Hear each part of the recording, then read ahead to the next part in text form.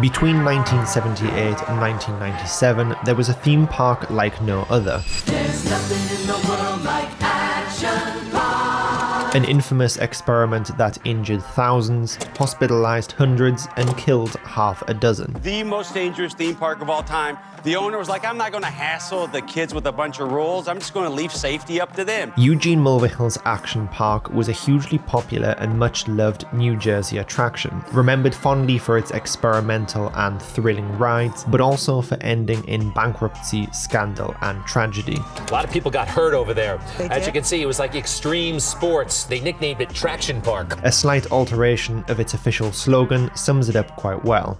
When you're the center of the Action Park, where you're the center of the accident. In today's video, we're going to dive into the strange world of America's deadliest amusement park.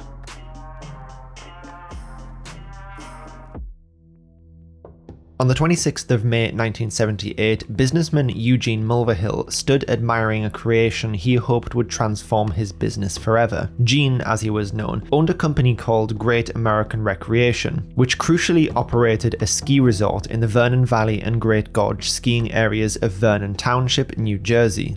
Gene really wanted to address an inevitable difficulty of running a ski resort business. During the summer off-season, when the snow has long disappeared, your resort turns into little more than a regular grass hill, and as the snow goes, so does a significant majority of your business. Ski resorts had for some time been experimenting with opening summer attractions to make the land bring in revenue during this off-season, and Gene wanted to do the same. Following the example of other resorts, in 1976 he installed a 2,700-foot Alpine Slide down one of the steeper trails, and by 1978 added 2 water slides and a go-kart track. The result was a collection of attractions that became known as Vernon Valley Summer Park, which would open that May.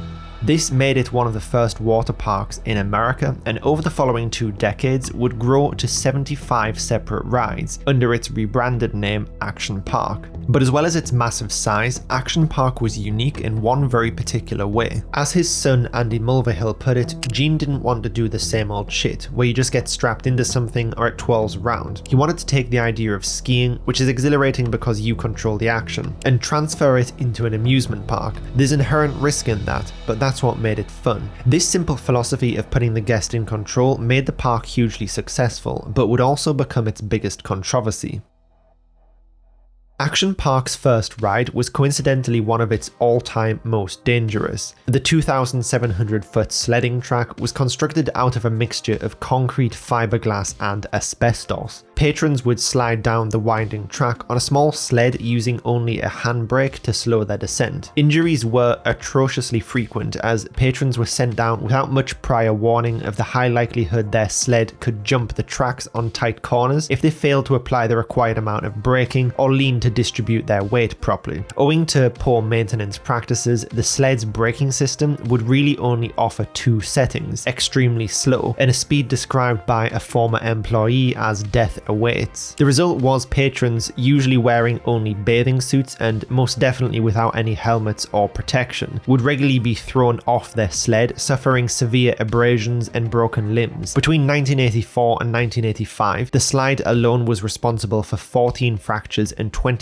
head injuries. In fact, it's reported that at the end of a busy day, staff would find certain sections of the slide coated in a reddish sheen of blood and shredded skin. Staff kept a magic potion of 70% alcohol and 10% iodine on hand to spray down severely carpet-burned patrons. An employee was ejected at such a high velocity that the resulting injury gouged the back of his legs and butt so badly that he needed 200 stitches. And finally, just to add insult to injury, because the Alpine Slide travelled directly under the park's former ski lift, those riding would routinely get spat or urinated on from above. The slide was located at the Alpine Centre, one of the 3 main sections of Action Park, the other 2 being Motor World and Water World, which housed the vast majority of the park's rides. The nearby skateboard park was closed after only a single season due to inadequate build quality. The skating bowls were separated from each other by pavement, which in many cases did not match the height of the bowl edge,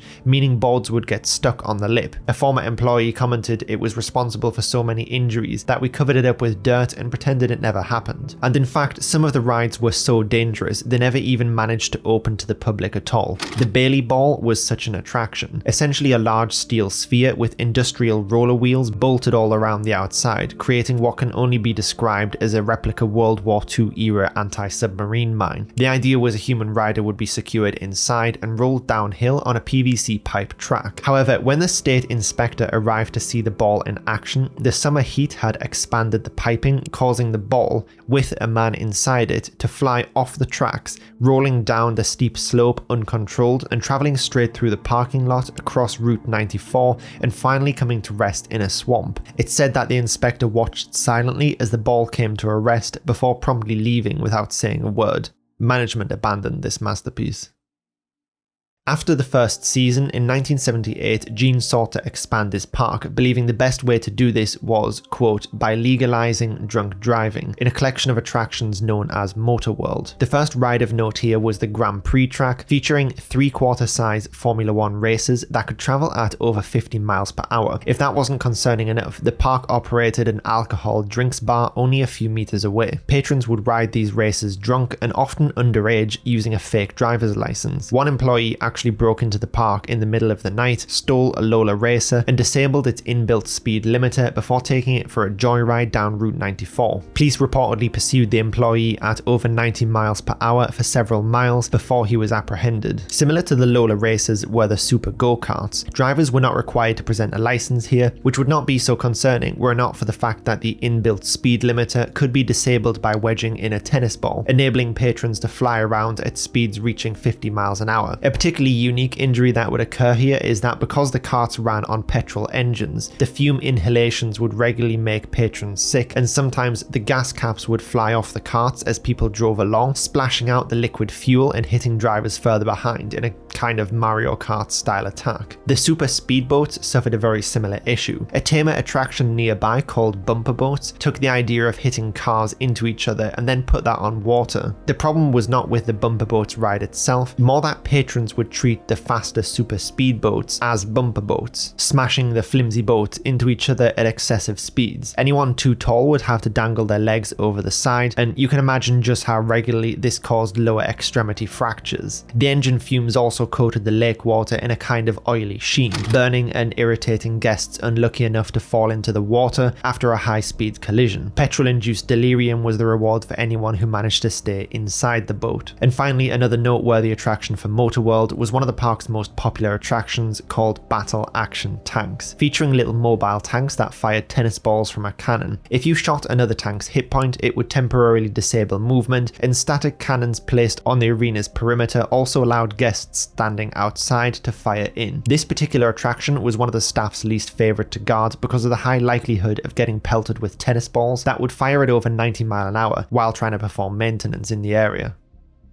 But finally, the most loved and most infamous section of rides were gathered into an area known as Waterworld. Undoubtedly the most dangerous, these were the rides that would ultimately lead to the tragic downfall of Action Park. Probably the single most recognisable of all these rides was the Cannonball Loop, a fully enclosed water slide with a unique, completely vertical loop at the end. You tend not to see these at water parks for the perhaps unsurprising reason that shooting people out of a vertical loop is not necessarily conducive to their survival. The ride itself was built kind of by the eyeball, using some nearby car factory workers who had recently been made redundant as labour. When the first test dummies went down, it was reported that one came back missing its head. To convince real humans to go down, the park offered employees $100, and eventually Eugene's son Andy was the first person to do so, but in full hockey protective gear. This ride suffered from an inevitable problem of physics. If a human body was either too light or too heavy, they often wouldn't have the right momentum to safely clear the loop and would get stuck at the top, crashing down on either side. Nosebleeds and facial and back injuries were extremely common, so much so that the ride was only open for a single month before the state's advisory board forced it shut, considering it too dangerous. Some early riders were even coming back with lacerations to their bodies, and when the ride was closed to determine what caused this, teeth that had been knocked out of previous riders' mouths were now lodged in the foam-lined interior walls, slicing open open the next riders as they passed through. But the Cannonball Loop was by far from the only crazy installation. The Tarzan swing was a steel arch suspended from a cable over a spring-fed natural pool. Patrons waited in long lines for the chance to swing out and jump off into the water below.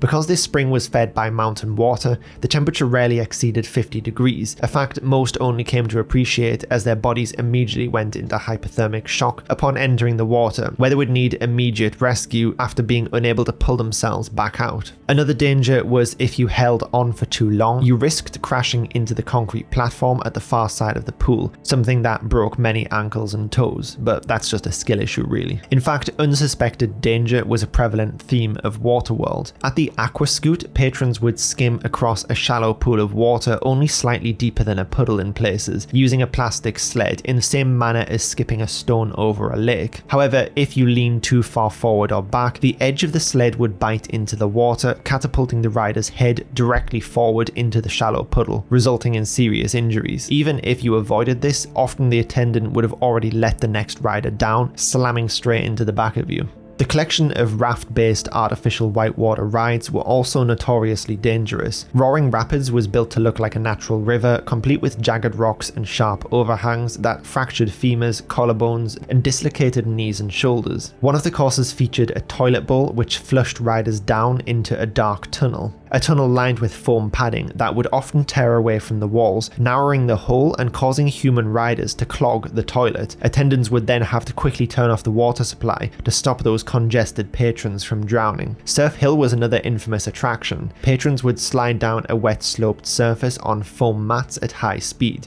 landing in a very shallow puddle. The barriers between lanes were minimal and people frequently collided with each other on the way down or at the end. The 7th lane was known as the backbreaker due to a special bump midway intended to allow jumps and splashdowns into a larger puddle. It also had a reputation for causing serious injury, but both employees and spectators much loved this ride for one very particular quirk. You see, Surf Hill was especially good at separating women from their bikini tops. Women would stand up at the end of the surf and, disorientated from hitting the plastic ridges at high speeds, wouldn't realize that they had emerged significantly less covered than they began the ride. A nearby snack bar was installed specifically to take advantage of this view. However, a single ride stood out from all the others, a ride so deadly it quickly became known by employees as the Grave Pool. The tidal wave pool opened at the start of Action Park's 1981 season. The pool was 100 feet wide and 250 feet long and could hold 500 to 1,000 people at once. This was a seriously large and deep wave pool. The waves were generated by underwater machines for 20 minutes at a time with 10-minute breaks and could reach a whopping 1 meter high. The comparative calm of the water in break periods contrasted with the severity of those waves in a relatively deep pool that got deeper towards the machine end, meant that patrons would often get sucked much deeper into the pool than they intended, only realizing their mistake when they were in over their depth with nowhere to stand up. Because of the unrestricted entry, the water would often be covered in a dense packed layer of floating rings, which would keep people trapped underwater if they got swept down. The dangerous conditions would often cause people to crowd at the relatively few ladders to escape. 12 lifeguards were on duty permanently, and on high traffic weekends, as many as 30 people would need to be rescued from drowning. For comparison, a regular pool lifeguard will usually make 0 or a single rescue per year. In fact, when a consultant lifeguard arrived to make recommendations to improve safety, he was so overwhelmed by the severity of the conditions, he simply disappeared and never returned. And out of the hundreds of near drownings, on 3 separate occasions, the wave pool would prove to be fatal. In July of 1982, a 15-year-old boy named George Lopez would drown. 2 years later, 20-year-old Donald DePass, and finally, in July 1987, 18-year-old Gregory Grandchamps. These were not the only deaths at Action Park. The first reported death was in 1980, when 19-year-old George Larson Jr. was riding the Alpine Slide after hours. His cart jumped the tracks, and when ejected, George's head struck a rock. He died from his injuries 8 days later in hospital. Then, on the 1st of August 1982, only 2 days after the drowning of George Lopez. 27-year-old Jeffrey Nathan was riding in an attraction we actually haven't covered yet called the Kayak Experience, which, despite sounding and being relatively tame compared to some of the other attractions, featured a hidden deadly secret lurking under the water. The Kayak Experience was an artificial whitewater kayak run powered by underwater fans that agitated the water to provide the current. Frequently, kayaks would tip over or get lodged among the concrete rocks, meaning patrons would have to step out of the kayak in order to right it again. When Jeffrey stepped out, his foot touched a grill covering one of those electrified fans. A 19-ampere current passed into his body and caused him to go into cardiac arrest. He later died in a nearby hospital. And finally, sometime during 1984, a man died after suffering cardiac arrest, allegedly caused by the shock of cold water in the pool beneath the Tarzan swing. The water that day was believed to be around 50 degrees. So at this point, let's go a little deeper into how and why Action Park was so dangerous and how it managed to continue running for so long. Firstly, many of the staff attendants were teenagers and poorly, if at all, trained. Many were under the influence of alcohol while working, and training was never taken particularly seriously. The former security director, Jim Desai, got the job at age 21. They cared little for enforcing the rules, and considering the attitude of at least quite a few of the patrons, that's not entirely surprising. Sometimes physical altercations occurred between visitors or each other and staff. There was often physical disparity in favor of the patrons, and the teenage attendants didn't feel they had the power to discipline adult guests and would struggle to enforce the rules. This was definitely exacerbated by the availability and prevalence of alcohol on site. Beer was sold pretty much everywhere, and the drinking age rules were enforced in a particularly lax manner. The generally short distance between many of these kiosks and the rides involving operating motor vehicles with no safety equipment in a bathing suit really set people up for a rough time. It's fair to say that because Action Park was closer and slightly cheaper than the neighbouring Six Flags Great Adventure Park, many of the patrons were from lower income communities who had less opportunity to learn how to swim, and the fact that the park was advertised heavily to the Spanish and Polish communities nearby, even though that there were no translated instructions, did set the park up for some trouble. There was a fundamental clash between how people viewed Action Park and what it intended itself to be. See, Gene's philosophy was that Action Park existed in a similar way a beach does. If someone swims out at a beach and drowns, it's a tragic accident, but there is more of a perceived onus on the swimmer for going out and making bad decisions and getting beyond their depth. Dying on a roller coaster, however, does feel somewhat different. You're kind of strapped and there's no skill